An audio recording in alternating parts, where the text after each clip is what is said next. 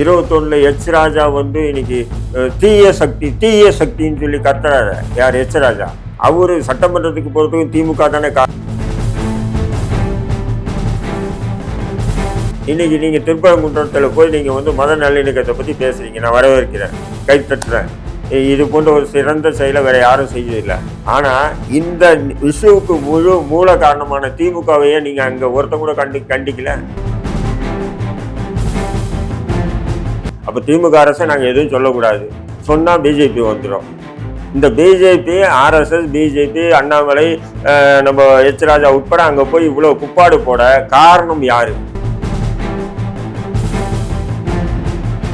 ஆக்கிரமிக்கப்பட்டிருக்கு. உச்ச நீதிமன்றத்திலே தீர்ப்பாயிடுச்சு. ஏன் இடிக்க சொல்லுங்களேன்? திமுக அரசுக்கு ஆண்மை இல்லையா? இப்படி ஒரு ஆணவம் திமுகவுக்கு இருக்கு, அகங்காரம் இருக்கு, அதிகார வெறி இருக்கு. அதனாலதான் இவங்க என்ன பண்றாங்கன்னா இஸ்லாமிய உரிமைகள் தொடர்ந்து மறுக்கப்பட்டு.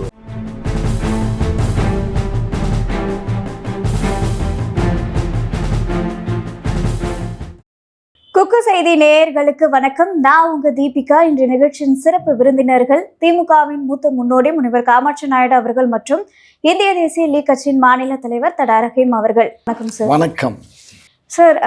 திருமாவளவன் அவர்கள் என்ன சொல்லியிருக்காரு அப்படின்னா, சீமான் அவர்களும் விஜய் அவர்களும் ஆர்எஸ்எஸ் உடைய பெற்றெடுத்த பிள்ளைகள் அப்படின்ற மாதிரி ஒரு விமர்சனத்தை முன் வச்சிருக்காரு. இதை எப்படி சார் பாக்குறீங்க? இல்ல, அண்ணன் திருமாவளவனுடைய அந்த பேச்சு எனக்கு பிடிக்கல. ஏன் பிடிக்கலன்னு சொன்னீங்கன்னா, விஜயே நீங்கள் எதிர்த்துக்கலாம், அரசியல்லையே எதிர்க்கலாம். அவருடைய நானே எதிர்க்கிறேன், பயங்கரமாக எதிர்க்கிறேன். நானும் திருமாவளவன் நினச்சி இப்போ எதிர்க்கிறார். நான் 2012 விஜய் எதிர்த்துட்டு இருக்கேன். ஏன்னா சமூகத்தில் இஸ்லாமியர்களை தீவிரவாதி மாதிரி சித்தரித்து திரைப்படம் எடுத்தாங்க. அதே நேரத்தில் இது ஆர்எஸ்எஸ் பாஜக பெற்றெடுத்த பிள்ளைகள் அப்படின்றதெல்லாம் பார்த்தீங்கன்னா டூ மச்சாக தெரியுது. ஏன்னா இது விஜய்க்கும் சீமானுக்கும் மட்டும் சொல்லலை. அவர் ஏற்கனவே கமலஹாசனுக்கு இதேமாரி சொல்லியிருக்காரு. அதுக்கு உண்டான எவிடன்ஸை கூகுளில் தேடினாவே நிறைய இருக்குது, நிறைய இடத்துல பேசியிருக்காரு. அப்போ அதே கமலஹாசன் தேர்தல் முடிஞ்ச உடனே திமுக கூட்டணியில் ஐக்கியம். நான் இதை எதனால சொல்றேன் அப்படின்னா, அதாவது ஆர்எஸ்எஸ் திமுகவை அழிக்கணும் அப்படின்னு சொல்லி ரொம்ப தீவிரமா இருக்காங்க. நாம் தமிழர் கட்சியும் விஜய் அவர்களும் திமுகவை தான் குறி வச்சு அழிக்கணும்னு நினைக்கிறாங்க. அப்ப அவங்களுக்கு தான் இந்த அமைப்பையும் அவங்க அமைச்சிருக்காங்க. அண்ணன் இவ்வளவு பேசுறாங்க திருமாவளவன். நான் கேட்குற ஒரே ஒரு கேள்வி, பதில் சொல்லுங்க. 2001 இவர் முதல்ல இவங்க கட்சிக்கு அங்கீகாரம் எதன் மூலயமா கிடைச்சது? திமுக, பாஜக, விசிக கூட்டணியில் நின்று இவர் எம்எல்ஏ ஆனார். 2001 எடுத்து பாருங்க, சட்டமன்ற உறுப்பினர் ஆனார். அப்போ பாஜக கூட்டணியில் இருக்கும்போது இவர் சட்டமன்ற உறுப்பினர் ஆனவர். இப்போ அவங்க இவங்க பெற்றெடுத்த பிள்ளை, அவங்க அரசியலில் ஒவ்வொரு கட்டத்தில் ஒவ்வொருத்தரும் அப்படி இப்படி போய் இப்படி வந்து இப்படி எல்லாம் ஒரே கொள்கையோடு யாரும் இருக்கிறது இல்லை. புரியுதுங்களா? திமுக 98 பார்த்தீங்கன்னா 99 பாராளுமன்ற தேர்தலில் 4 பாராளுமன்ற பாஜக உறுப்பினர்கள் தமிழ்நாட்டிலேருந்து தேர்ந்தெடுக்க போவோம். திமுக தானே காரணம். 21 எச் ராஜா இன்னைக்கு தீய சக்தின்னு சொல்லி கத்துறாரு. யார்? எச் ராஜா. அவரு சட்டமன்றத்துக்கு போகிறதுக்கும் திமுக தானே காரணம். இன்னைக்கு பாஜக உள்ள பூந்துடும், குறுக்க வந்துடும், அது வந்துடும். இது முழுக்க சிறுபான்மை ஒடுக்கப்பட்ட மக்களுடைய வாக்குகளை பெறுவதற்காக திமுக போடுற சூழ்ச்சியில அண்ணன் திருமாவளவனும் வழிமொழிகிறார். தவறாக சித்தரிக்கிறாங்கன்னு இது அபத்தமான செயல். நீங்க சீமானுடைய அரசியலை விமர்சனம் பண்ணுவதற்கு அண்ணனுக்கு முழு உரிமை இருக்கு, விஜயுடைய அரசியலை விமர்சனம் பண்ணுவதற்கு முழு உரிமை இருக்கு, அதுல எந்த மாற்று கருத்து இல்லை. ஆனா நீங்க ஏன் குறுக்கு சால் ஓட்டுறீங்க திமுக மாரி? நான் கேட்கிறேன், இன்னைக்கு பாஜக தமிழ்நாட்டில் வாக்கு விகிதம் எவ்வளவு இருக்கு? ஏன் நீங்க பாஜகவை முன்னிலைப்படுத்தி அரசியல் பண்றீங்க? நீங்க அதிமுகவை முன்னிலைப்படுத்தி அரசியல் பண்ணுங்க, அதிமுக கூட்டணின்னு பேசுங்க. பாஜக ஆர்எஸ்எஸ் சொன்னா தொடர்ந்து இப்படி பேசும்போது என்ன ஆயிடுதுன்னு சொன்னீங்கன்னா, இந்த சிறுபான்மை மற்றும் ஒடுக்கப்பட்ட மக்களுடைய வாக்குகளை நம்ம அப்படியே அள்ளணும். இன்னைக்கு நீங்க திருப்பரங்குன்றத்தில் போய் நீங்க மத நல்லிணக்கத்தை பத்தி பேசுறீங்க. நான் வரவேற்கிறேன், கை தட்டுறேன். இது போன்ற ஒரு சிறந்த செயலை வேற யாரும் செய்யதில்லை. ஆனா இந்த விஷயவுக்கு மூல காரணமான திமுகவையே நீங்க அங்க ஒருத்தன் கூட கண்டிக்கல. ஏன்னு சொன்னா கடந்த பல 100 ஆண்டுகளா அங்கே மலைக்கு ஏறுறது மக்கள், அந்த தர்கால அந்த சந்தனக்கூடு நடத்து. அந்த சந்தனக்கூடு நடத்தும் போது அவங்க ஆடு கோழி அறுத்து சமைச்சு சாப்பிட்டுட்டு வந்துட்டு காலம் நடந்துட்டு இருந்தது. இதை தடை போட்டது யாரு? போலீஸுன்னா யோகி ஆதித்யநாத் கட்டுப்பாட்டில் இருக்காரு, ஆர்எஸ்எஸ்னுடைய கட்டுப்பாட்டில் இருக்காரு. இல்லை அங்கே கலெக்டர் இருக்காரு, அவரு வந்து யார் கட்டுப்பாட்டில் இருக்காரு? எஸ்பி யார் கட்டுப்பாட்டில் இருக்காரு? அறநிலைத்துறை யார் கட்டுப்பாட்டில் இருக்கு? அப்போ இது பிள்ளையார் சுவை போட்டு ஆரம்பிச்சிச்சு திமுக. ஆனால் அங்கே போய் நீங்கள் என்ன பண்ணுறீங்க? பாஜக ஆர்எஸ்எஸ்ன்னு கண்டித்து ஏதோ இஸ்லாமியர்களுக்கு ஆதரவான ஒரு சக்தி மாதிரி நீங்கள் ஒரு இது பண்ணுறீங்க. நான் வரவேற்கிறேன். ஆனால் நீங்கள் என்ன பண்ணணும்? திமுகவும் கண்டிச்சிருங்க. திமுகவுடைய அதிகாரிகள் பண்ண மிகப்பெரிய தவறு. இன்னைக்கு ஆர்எஸ்எஸ் பிஜேபி இந்த இடத்துல வந்துட்டு இவ்வளோ பெரிய ஆட்டம் போடுறான் அப்படின்னு பேசுறதுக்கு யாருக்கும் தைரியம் இல்லையே. அப்போது ஒரு நிலையை நாங்கள் பேசுவோம், இன்னொரு நிலையை நாங்கள் அமுக்குவோம்னு சொன்னால் இது இன்னைக்கு தமிழ்நாட்டில் எப்படி நடக்குதுன்னா, ஆரியத்துக்கும் திராவிடத்துக்குமான போரில் இஸ்லாமிய மக்களுடைய உரிமைகளும் இஸ்லாமியர்களும் பலியாக்கப்படுகின்றார்கள். சார் இதை பற்றி உங்களோட கருத்து சார்? இல்லை, அவர் சொல்கிறது வந்து நியாயமாக தான் இருக்குது, அதில் ஒன்றும் தவறு இல்லை. ஆனால் ஒரு திமுகவை அடித்து பேசணும், திமுக ஆட்சி தான் நடக்குது, யோகியுடைய ஆட்சியாக நடக்குது, ஏன் திமுக என்ன செய்யலை? திமுக தான் அன்றைக்கு வந்து எல்லாத்துக்குமே நாங்கள் வந்து பிரச்சனை வர வேண்டாம் அப்படிங்கிறதுக்காக அன்றைக்கு ஆடை தூக்கிக்கிட்டு தோள்பட்டையில் வச்சுக்கிட்டு போகும்போதும் மறிச்சோம், வேண்டான்னு சொன்னோம். அதே மாதிரி இப்போ வந்து மேலே வந்து பேசல, நான் உருக்கிட போராட்டத்தில் நடந்தது அந்த ஆடை தூக்கி வச்சுக்கிட்டு போராட்டத்தை பண்ணும்போது. ஆனா அங்க யூஸ்வலா போறதுக்கு தடை விதிச்சது யாரு? திமுக அரசு தானே. அப்ப திமுக அரசை நாங்க எதுவும் சொல்லக்கூடாது, சொன்னா பிஜேபி வந்துடும். இந்த பிஜேபி, ஆர்எஸ்எஸ், பிஜேபி, அண்ணாமலை, நம்ம எச் ராஜா உட்பட அங்க போய் இவ்வளவு குப்பாடு போட காரணம் யாரு? ஏன் இதை பேச மறுக்கிறீங்க நீங்க? மதச்சார்பின்மை இன்னும் இந்த இஸ்லாமியர்களும் இன்னும் இந்த ஆர்எஸ்எஸ் பிஜேபியை பூச்சாண்டி காட்டி இன்னும் எத்தனை நாள் வாக்கு வங்கியை நீங்க பயன்படுத்துவீங்க? இஸ்லாமியருடைய உரிமைகள் மறுக்கப்படுது. அம்மா பட்டினத்தில் உங்களுக்கு தெரியும், 500 வீடுகள் 8 தலைமுறையா இருக்கிறவன் ஆக்கிரமிக்கப்பட்ட இடம்னு தெரியல. திடீர்னு ஒருத்தன் கோர்ட்டில் போட்டோம்னா கோர்ட் ஆர்டர் நாங்கள் ஒன்றும் பண்ண முடியாது. இதேமாரி அனகாபுத்தூர்ல காகிதம் இல்லத்தில் நகரில் அப்படிதான் வீடுகள் இடித்து தள்ளினாங்க புல்டோசர் வச்சு. அப்போ யோகி ஆதித்யநாத் அதை தான் பண்ணுறான். ஆக்கிரமிக்கப்பட்ட இடம்னு சொல்லிட்டு முஸ்லீம் வீடுகளாக இடிக்கிறான். திமுகவும் இடிக்குது. அப்ப திமுகவுக்கும் பாஜக என்ன வேறுபாடு இருக்கு சார்? நாங்க கோர்ட் ஆர்டர் என்ன கோர்ட் ஆர்டர்? அவனும் அதுதான் சொல்றான், கோர்ட் ஆர்டர் சொல்றான். அவனுக்கு கோர்ட் ஆர்டர் இதே பாபர் மசூதி இடத்துல ராமர் கோயில் கட்டினதுக்கும் கோர்ட் ஆர்டர் தான் சொல்றாங்க. இன்னைக்கு திருப்பரங்குன்றம் இதுக்கு வந்து கோர்ட் ஆர்டர் தான் அவன் காமிக்கிறான் பிஜேபி ஆர்எஸ்எஸ். இதே கோர்ட் ஆர்டர்ன்றாங்க இல்லையா? சாஸ்தா பல்கலைக்கழகத்தை 58 ஏக்கர் ஆக்கிரமிக்கப்பட்டிருக்கு. உச்ச நீதிமன்றத்திலே தீர்ப்பாயிடுச்சு. ஏன் இடிக்க சொல்லுங்களேன்? திமுக அரசுக்கு ஆண்மை இல்லையா? சார் இதை பத்தி உங்களோட கருத்து? அதாவது இவர் வந்து நாங்க வந்து அன்றைக்கு வந்து சந்தனக்கூடு அன்னைக்கும் போக வேண்டாம்னு சொன்னோம். அதே மாதிரி இப்போ கார்த்திகை தீபம் ஏற்றுறதுக்கு நீதிமன்றத்தில் உத்தரவு வாங்கிட்டு வந்ததை கூட நாங்கள் வந்து கண்டெம்ட் ஆஃப் கோர்ட் வந்தாலும் கூட பரவாயில்லைன்னு சொல்லி தான் அதையும் நாங்கள் அலோவ் பண்ணலை. அப்போ நாங்கள் பேலன்ஸ்டாக இருக்கோங்கிறத கொஞ்சம் புரிஞ்சுக்கோங்க. நீதிமன்றத்தில் அவங்க பிஜேபி வழக்கு போட்டாங்கல்ல, அதாவது மேலே ஆடு கோழியாக இருக்கிறாங்க, அதனால உங்களுடைய புனிதம் கெடுதுன்னு. நீங்கள் என்ன சொல்லிடணும்? சார் அது இப்போ நேரத்தில் பல ஆண்டுகளமாக நடந்துட்டு இருக்கு, அது சந்தனக்கூடு அன்னைக்கு நடத்துவாங்க, அது ஒன்றும் பிரச்சனை இல்லை சார், அந்த கோயிலுக்கும் அந்த தர்காவுக்கும் நிறைய இடைவெளி இருக்குது சொன்னாங்கன்னா வேலை முடிஞ்சு. ஆனால் இவங்க என்ன சொல்கிறாங்க? 18 பேர் மேலே நான் கேஸ் போட்டு கைது பண்ணியிருக்கோன்றாங்க. அப்போது அங்கே ஏற்கனவே ஆடு கோழி அடுத்தது சட்டவிரோதமாக இவங்க என்ன பண்ணுறாங்க? நீதிமன்றத்தில் வந்து பிராண வாக்குமூலம் கொடுக்குறாங்க, அதாவது அஃபிடேவிட் தாக்கல் பண்ணுறாங்க. புரியுதுங்களா? அப்போ இது எவ்வளவு பெரிய அயோக்கியத்தை! ஒரு பக்கம் கிள்ளியும் விட்டுட்டு தொட்டிலையும் ஆட்டுறது, இது எந்த விதமான அரசியல்? அப்படியெல்லாம் ஒண்ணும் இல்லை சார். நீங்க கற்பனை பண்ண, அதாவது கற்பனை இல்லை, நான் சொல்றேன் இது நடந்துதா இல்லையா? இல்ல, முதல்ல அந்த கொரோனா முடிஞ்ச உடனே அந்த மலைக்கு ஏறும்போது தடுத்தது யாரு? போலீஸ் தடுக்க. ஏங்க தடுக்கிறீங்க? இங்க பாருங்க, 99 முஸ்லீம்கள் வந்து எங்களுடைய திராவிட மாடல் ஆட்சி, திராவிட முன்னேற்ற கழகத்துல தான் இருக்காங்க.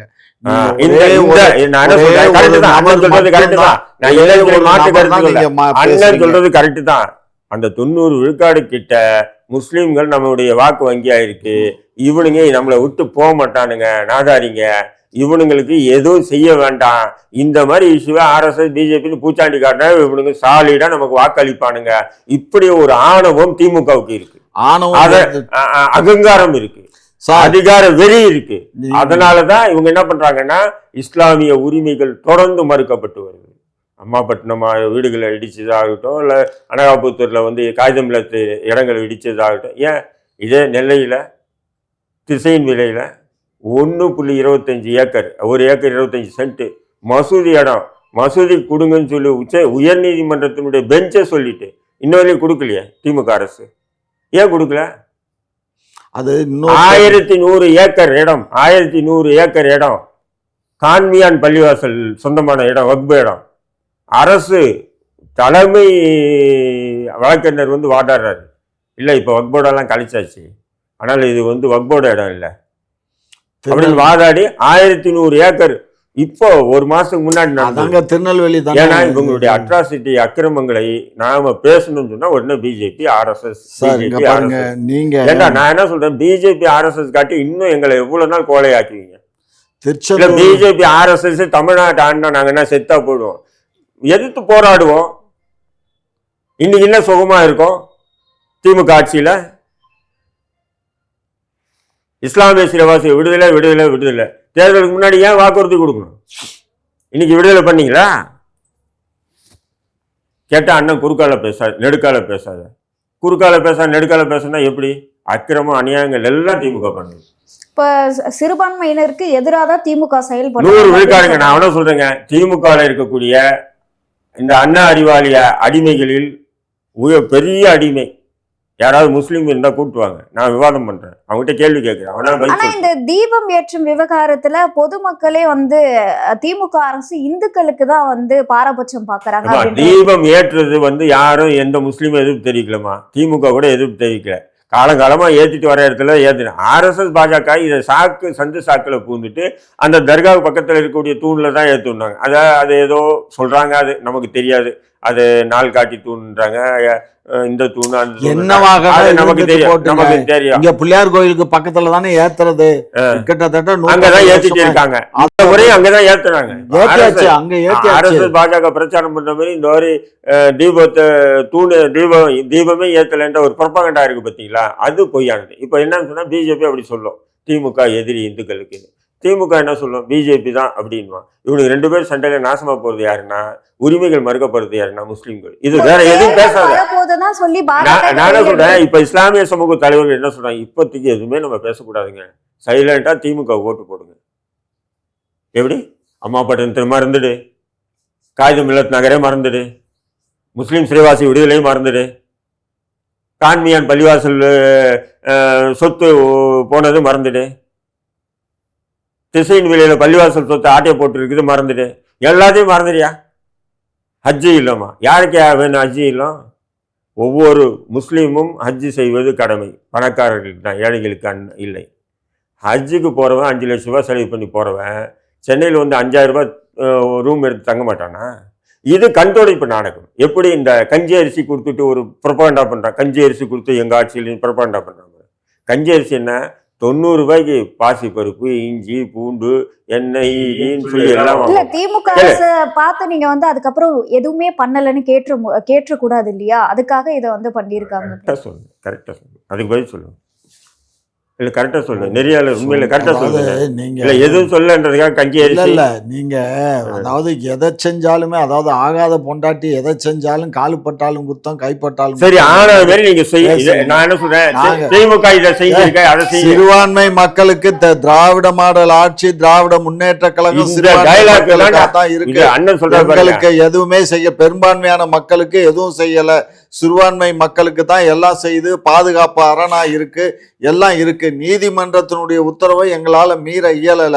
2வது திருச்செந்தூர்ல அந்த 1000 ஏக்கரா வந்து அது வந்து இவங்க சும்மா பொட்டல் காடா தான் அங்க கிடக்குதுன்னு தான் அவங்க வாதத்தை வச்சாங்க. அவங்க அதுல ஒன்றும் எந்த விதமான வழிபாடுகளோ அதுவோ எதுவுமே இல்லைங்கிறது தான் இது. ஆனா இவங்க ஏதோ ஒரு காலத்துல இவங்களுக்கு கொடுத்தாங்க வச்சாங்கன்னு சொல்றாங்களே தவிர அதுக்கு வந்து எந்த விதமான சரியான தரவுகள் இவங்க கூட இல்ல. அதனால இப்ப அதை யாரு ஒண்ணு இருக்குமா சார், அதை யாரு அரசு தானே எடுத்திருக்கு, வேற என்ன பண்ணிருக்கோம்? அரசு எடுத்துட்டா அப்ப வக்பு இடங்கள்லாம் அரசு எடுக்குது, பிஜேபி எடுக்குது. சார் இங்க பாருங்க, நீங்க அரசு எடுத்துட்டீங்க, நாளைக்கு பிஜேபி ஆட்சிக்கு வரான், அவன் தான் அனுப்பிப்பான். அரசு ஏற்கனவே வந்து வக்பு இடத்துல ஆட்டையை போட்டு கலைஞர் அறிவகம் திருச்சியில கட்டி வச்சிருக்கீங்க, தெரியாதா? ஏங்க அங்க ஆட்டையை போட்டோம்னு சொல்றது தவறுங்க. நாங்க வாடகைக்கு ஏற்கனவே இருந்த வாடகை, நீங்க ஏற்கனவே அங்க இடமா இல்ல, திருச்சியே ஆட்டையை போடலாம், அதிகாரம் இருக்கு உங்ககிட்ட. அதை போய் வக்போட இடம் அப்பாவி ஏழை வறுமையில் வாழக்கூடிய மக்களுக்காக ஒப்படைக்கப்பட்ட இடம் அது வக்பு இடம். அந்த இடத்துல கேட்ட வாடகை கொடுங்க, கேட்ட வாடகை எவ்வளோ தர வாடகை 11,000 ரூபாய். இவங்க எவ்வளவு வாங்குறாங்க ஒரு நாளைக்கு? 5 லட்சம் ரூபாய் அந்த கல்யாண மண்டபத்துல. அங்க குடிசைகளை போட்டுட்டு எல்லாமே ஒரு நாஸ்டியா இருந்துச்சு. குடிசையில போட்டுட்டு இருந்தாங்களா? ரொம்ப ஓவர் ஸ்லம்பு. அப்ப தமிழகத்துல வீடு இல்லாம பல மக்கள் இருக்காங்கன்னு இப்ப நீங்களே ஒத்துக்கிறீங்களா? அதாமா அங்க சிலம்பா இருந்துச்சு. அந்த சிலம்பு மக்களுக்கு நாங்க அங்க குடிசை மாற்று வாரியத்துல வீட கட்டி கொடுத்து அவங்கள காலி பண்ணி அந்த இடத்த வந்து வக்போர்டுல வந்து சென்னையில இருக்கக்கூடிய அறிவாலயத்தை கொடுங்க, நான் மசூதி கட்டிக்கிறேன், அறிவாலயத்துக்கு பதிலா வேற ஒரு நல்ல இடம் கொடுக்குறேன், எடுத்துக்குவாரா? கொடுங்க, நைஸ் ரேடியோ கொடுங்க, நாங்க பண்ணிக்கிறோம்.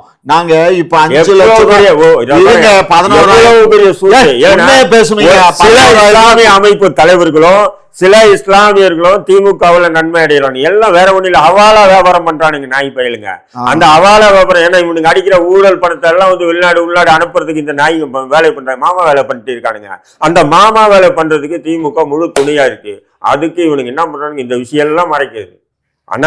அனார்பாக்குன்னு சொல்லி திருச்சியில ஒரு தர்காமா, 500 ஆண்டுகள் பழமையான தர்கா. 500 ஆண்டுகளுக்கு முன்னாடி முஸ்லீம்கள் இங்க வாழ்ந்தாருன்றதுக்கு ஒரு அடையாளமா இருந்தது. அதை இரவோட இரவா திமுக அரசு இடிச்சு. திமுக யார்? KN நேரு தான் இடிச்சாரு. ஏன்னா அதுக்கு பின்னாடி ஒரு 5 ஏக்கர் இடம் முன்னாள் காங்கிரஸ் MP அடைக்கல் ராஜுடைய மகன் வில்சனும் ஏதோ அவனுடைய கட்டுப்பாடுல இருக்கு. இந்த தர்கா இருக்கிறதுனால அந்த வேல்யூ இல்லை அந்த இடத்துக்கு. யாரை சரி கட்டினானுங்க? தமுமுக. இந்த திமுக கூட்டணியில் இருக்கிற தமுமுக முஸ்லீம் லீக்கை சரிப்பட்டு இடிச்சு தள்ளிட்டானுங்க. இப்போ உடனே அங்கே முஸ்லீம் எல்லாம் கொந்தளிச்சோம்னா என்ன பண்றாங்க? டக்குன்னு கட்டி கொடுக்கணும், அவ்வளவுதான். ஒன்னு இடிச்சுட்டா ரெண்டாவது கட்டினா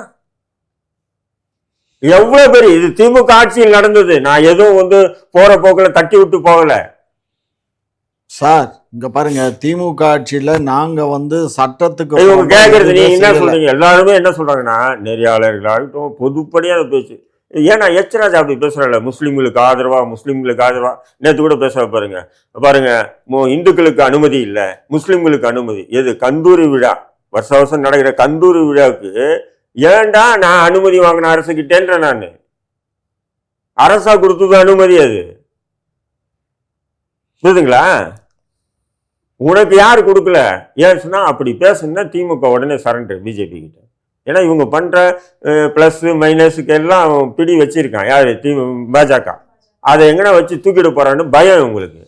அப்படியே பல்ட் அடிச்சு முஸ்லீம் பயமாவது மயிராவது என்ன பயம்? நாங்க எதுக்கு பயப்படுறோம்? நாங்க தப்பு பண்ணாதான் பயப்படணும். நாங்க தலையில ஒண்ணு இல்லாம போச்சு. ஆமா ஆமா, பேசி பேசி உங்க தலையில மொத்தம் நிறைய பூவும் இதுவும். நான் பேசுறது இல்லையா? அப்படி சும்மா இருங்க. அப்புறம் ஏன் உங்க தலையில? நான் பொது வெளியில எப்பவுமே வந்து பேசணும்னா கண்ணியமான என்னுடைய கருத்துக்கள் இருங்க. நீங்க ஒரு விஷயம் நல்லா புரிஞ்சுக்கோங்க. என்னத்த புரியுது பாருங்க, திருச்சி இத வந்து இவரு முஸ்லீம் 11,000 ரூபாய் இடத்துக்கு தான் 11,000 ரூபாய் என்னைக்கும் அதான் இருங்க. திருச்சியில அறிவாலயம் இருக்கக்கூடிய அந்த காலி இடத்துக்கு தான் 11,000 ரூபாய் தர்றமே தவிர கட்டடங்கள் கட்டினது நாங்க கட்டியிருக்கோம். அவங்க கட்சியில இருந்து கட்டியிருக்காங்க, கட்சி பணத்துல. அது பல லட்சம் கோடிகளை செலவு பண்ணி கட்டியிருக்காங்க. அப்ப 5 லட்சம் வாங்குறோம், 4 லட்சம் வாங்குறோம்னா வாங்காம எப்படி பண்ண முடியும்? அதுக்கு வட்டி கட்டணும்ல. நாங்க பேங்க் லோன் போட்டு தானே வாங்கியிருக்கோம்.